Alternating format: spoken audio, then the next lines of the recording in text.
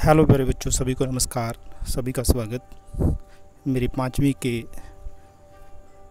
सभी विद्यार्थी जो इस वीडियो तक पहुँचे हैं उनका अभिनंदन करता हूँ, स्वागत करता हूँ। आशा करता हूँ आप सेहतमंद होंगे, बहुत अच्छा और स्वच्छ जीवन व्यतीत कर रहे होंगे। यहाँ पर अपना खुद का ख्याल आप रख रहे होंगे, वहाँ पर ही अपने छोटे और बड़े भाई बहन जो हैं उनकी ज़िम्मेदारी भी आपके ऊपर है। आप बड़े हो, आपको देखकर ही छोटे बच्चे आपकी नकल करते हैं। कोरोना वायरस के चलते हैं आप घरों में सुरक्षित होंगे, इसी कामना के साथ आज का ये वीडियो शुरू करते हैं। सभी बच्चे जानते हैं कि 5वीं कक्षा में हम लगातार अलग अलग विषयों के ऊपर बातचीत करते हैं, पढ़ते हैं, अभ्यास करते हैं। आज की इस हिंदी की वीडियो में जैसे आप सारे बच्चे जानते हैं कि हमने कविता जब बोलो पढ़ी थी। इस कविता को पढ़ने के बाद हमने पिछले वीडियो में कठिन शब्द पंजाबी और हिंदी में शब्द कैसे अपनी ध्वनि और आवाज़ निकालते हैं उनके बारे में पढ़ा था, और शब्दार्थ जो हैं उनके बारे में विस्तार से हमने चर्चा की थी। सभी अध्यापक गण जो हैं उन सभी का स्वागत करते हुए इस वीडियो को शुरू करते हैं। आज का टॉपिक हमारा जो है अभ्यास के ऊपर ही है। हम कविता पढ़ चुके हैं, उसकी अभ्यास चल रही है, तो सभी बच्चे जल्दी से आप अपने कॉपी पेन और हिंदी की बुक अगर अवेलेबल नहीं है तो जो डाउनलोड की हुई है आपने वो निकाल लें। अगर किसी बच्चे को वीडियो डाउनलोड करनी नहीं आती तो मैंने पिछले कुछ दिनों में वीडियो बनाया था, मेरी प्लेलिस्ट पे जाके आप चैनल आई थिंक पे उसको देख सकते हैं और आसानी से वीडियो को पंजाब एजुकेयर ऐप के ऊपर आप डाउनलोड कर सकते हो। तो चलिए आज का वीडियो शुरू करते हैं। हमने कविता पढ़ी। कविता को पढ़ने के बाद हमने पिछले वीडियो में जैसे आप अपनी स्क्रीन के ऊपर देख रहे हैं पंजाबी और हिंदी शब्द किए। उसके बाद हमने शब्दार्थ किए कि शब्दों के क्या अर्थ हैं, मायने क्या हैं, इनको क्या बोला जाता है, आसान भाषा में शब्दों का अभिप्राय क्या है, मतलब क्या है, मीनिंग क्या है, जो हमने किया था। आज हम रिक्त स्थानों को भरेंगे, सही शब्द चुनकर वाक्य पूरे करेंगे। तो चलिए शुरू करते हैं। आशा करता हूँ सभी बच्चों के पास कॉपी पेन ज़रूर होंगे नोट करने के लिए, ताकि जब भी आप पुस्तक के ऊपर, किताब के ऊपर अपना कार्य करें तो आसानी से आपको करने में कठिनाई नहीं हो, आसानी से आप कर पाएँ। तो चलिए सबसे पहला है, हमें डैश रिक्त स्थान बोलना चाहिए। हमें डैश बोलना चाहिए। तो आगे वाले दो शब्द हैं, इनमें से एक शब्द को चुन करके बच्चों आपने रिक्त स्थान को भरना है। तो पहला है रोकर, दूसरा है हंसकर। तो यहाँ पर रिक्त स्थान में कौन सा शब्द आएगा? हमें हंसकर बोलना चाहिए। कविता में हमने पढ़ा था ना कि हमको जब बोलो तब हंसकर बोलो, ठीक है। तो हंसकर बोलो का मतलब हमें हंसकर बोलना चाहिए। तो पहले के ऊपर मैंने टिक लगा दी, दूसरे के ऊपर ये रिक्त स्थान में भरा जाएगा, आप इसको वहाँ पर लिखोगे। दूसरा है, हमारी बातचीत में डैश होनी चाहिए। हमारी बातचीत में डैश होनी चाहिए। तो हमारी बातचीत में बच्चों क्या होनी चाहिए?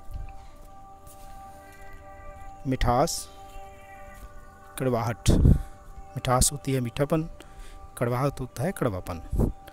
तो हमारी बातों में, हमारी बातचीत में मिठास होनी चाहिए, जहाँ कड़वाहट होनी चाहिए। तो क्या टिक लगाएंगे जहाँ पर हम, क्या रिक्त स्थान भरेंगे? मिठास होनी चाहिए। ठीक है, तो कविता सारी मीठा बोलने के ऊपर ही है, अच्छा बोलने के ऊपर ही है, ध्यानपूर्वक बोलने पर ही है, रच रच बोलने पर नहीं है, सोचकर बोलने पर है। तो यहाँ पर आएगा मिठास। तीसरा रिक्त स्थान देखते हैं, इस वाक्य को पढ़ते हैं, देखते हैं रिक्त स्थान में क्या भरा जाएगा। हमें सदा डैश बोलना चाहिए। तो हमें सदा क्या बोलना चाहिए? सच, जहाँ पर झूठ। तो हमें हमेशा सच बोलना चाहिए। तो सच के ऊपर हम टिक लगाएंगे और वहाँ पर रिक्त स्थान में सच को भरेंगे। तो मैं रिक्त स्थान भर नहीं रहा हूँ, सिर्फ आपको टिक लगा कर दे रहा हूँ। आपने खुद इन शब्दों को देख करके रिक्त स्थान में भरना है जो मैंने टिक लगाई हुई है। चौथा वाक्य है, ध्यान से देखते हैं उसको भी। हमें डैश अपनी बात करनी चाहिए। हमें डैश अपनी बात करनी चाहिए, जल्दी जल्दी, सोच समझकर। तो हमें अपनी बात कैसे करनी चाहिए बच्चों? बिल्कुल सही सोचा आपने, सोच समझकर। तो हम इस रिक्त स्थान में चौथे वाले में सोच समझकर भरेंगे, लिखेंगे।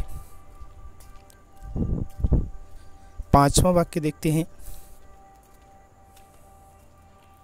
हमें अपनी बात डैश कहनी चाहिए। तो हमें अपनी बात कैसे कहनी चाहिए? अकड़कर, जहाँ पर झुककर। तो थोड़ा सा मैं स्क्रॉल डाउन करूँगा ताकि अच्छे से आपको दोनों शब्द दिख पाएँ। ऊपर वाला आप वीडियो पॉज करके लिख सकते हो।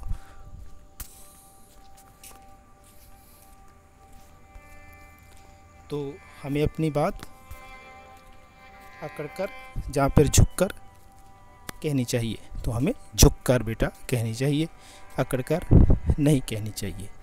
मैंने आपको चौथी कक्षा में कहानी पढ़ाई थी कि जो पौधा सख्त और अकड़ा रहता है वो हवाओं में, बहते पानी में टूट जाता है, लेकिन जो पौधा लचकदार होता है हवाओं के रुख से उसको कोई फ़र्क नहीं पड़ता। अंधेरी में, बरसातों में और गहरे पानी, तीखे पानी में उसको कोई फ़र्क नहीं पड़ता, उसका कोई भी कुछ भी नहीं बिगड़ता। तो ऐसे ही हमको भी अपनी बात झुक कर कहनी चाहिए, उस बात का असर ज़्यादा होता है। आगे चलते हैं।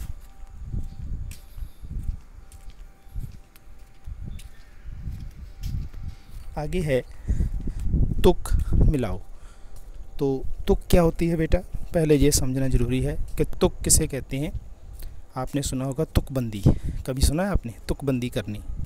तुकबंदी क्या होती है कि एक शब्द को दूसरे शब्द पर मिलाने से उनका एक मीनिंग निकलता है, मतलब निकलता है। ठीक है, तो भावपूर्वक उसका अर्थ निकलता है, जिससे वो जो तुक है वो पूरी हो जाती है। ठीक है, वो शब्द दोनों मिलकर के एक तुक बना लेते हैं, एक बात बन जाती है। ठीक है, तो पहला है जब। तो जब के साथ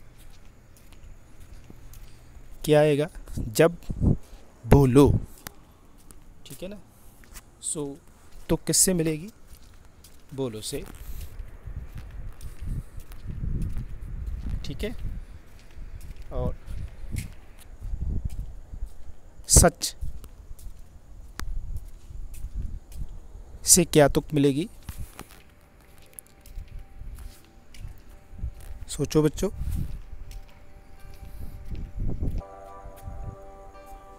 तो इसका अभिप्राय बेटा दो तरीके से निकलेगा। आपने अच्छा ही सोचा होगा, आपने समझ लिया होगा कि तुक कैसे मिलती है।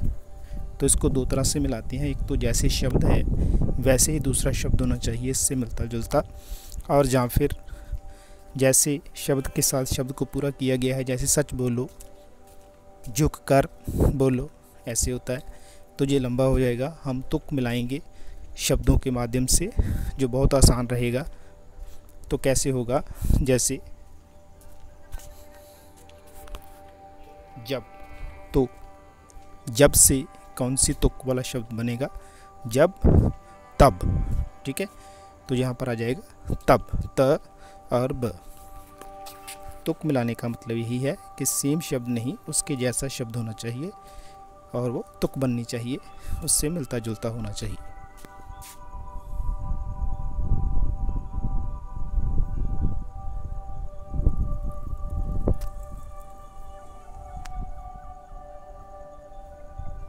तो तब, तब। ऐसे ही सच, तो सच सच बोलो, रच रच बोलो, है ना।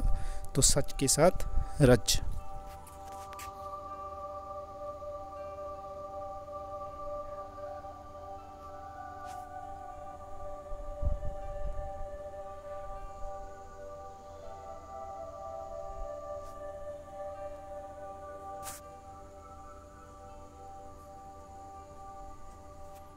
ऐसे झुक, रुक।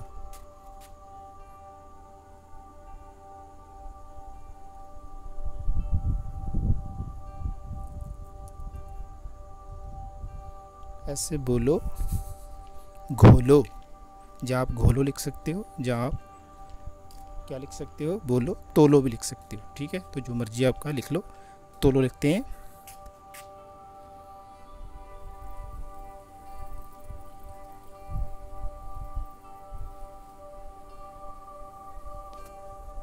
ठीक है, बोलो, तोलो।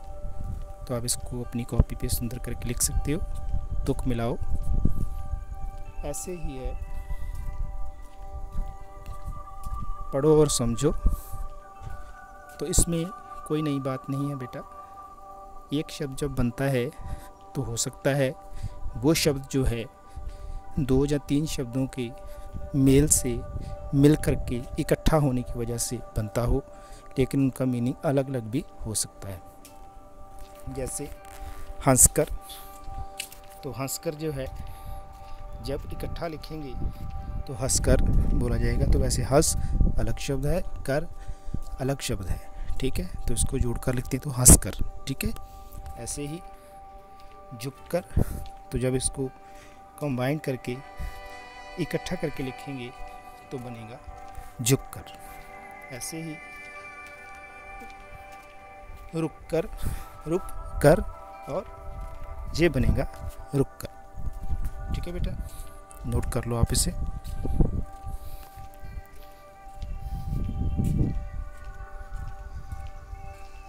अब हम इन चार शब्दों के वाक्य जो हैं वो बनाएंगे। तो सभी लोग तैयार हैं? ओके, तो अपनी कॉपी पे पहले शब्द लिखना है ऊपर, मिश्रिसी। ठीक है, तो इसका वाक्य क्या बनेगा, हमें अपनी बातों में मिश्री सी घोलनी चाहिए। ठीक है, या हमें बातों में मिश्री घोलनी चाहिए, मतलब हमारी बातें जो हैं वो मीठी होनी चाहिए, नरम होनी चाहिए, सख्त व्यवहार वाली नहीं होनी चाहिए।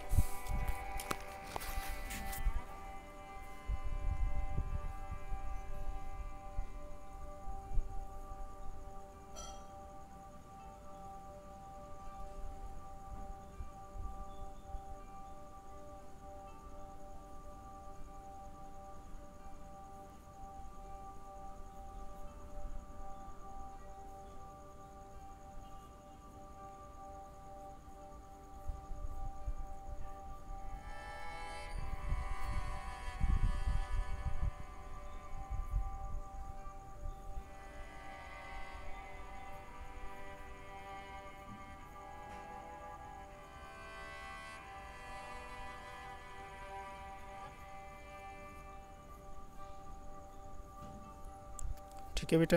तो हमें में आधा म डलता है, नोट कीजिए, मैंने नहीं डाला।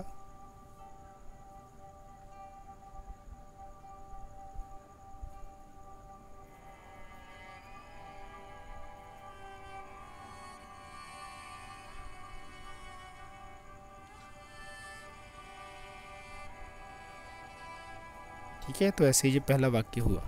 ठीक है, अब आप गृह कार्य में क्या करेंगे वो नोट कीजिए। जो 3 शब्द हैं,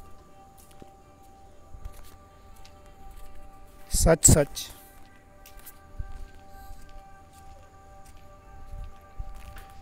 रच रच और मन की गांठें, इनको आप वाक्यों में प्रयोग करेंगे, वाक्य लिखेंगे।